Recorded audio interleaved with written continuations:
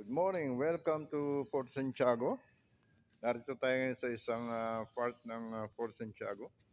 Ito po ang tinatawag na Almacenes Reales or the Royal Warehouse. Ito po ay ginamit ng mga Espanyol noong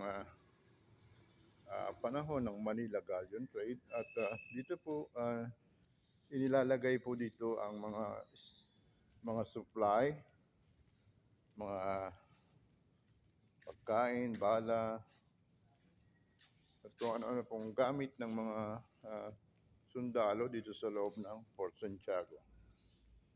Ito po ay tinatawag na Almacenes Reales o Royal Warehouse.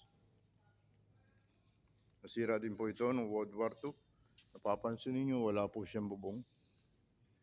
Pero makikita niyo yung arko ay napakatibay.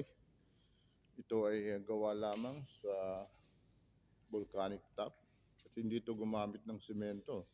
Ito ay gumamit lamang ng apog at puting itlog. Yan. Pero makikita nyo, napakatibay niya. Kahit dumaan na ang gera, hindi pa rin nasira itong portion na to. Okay?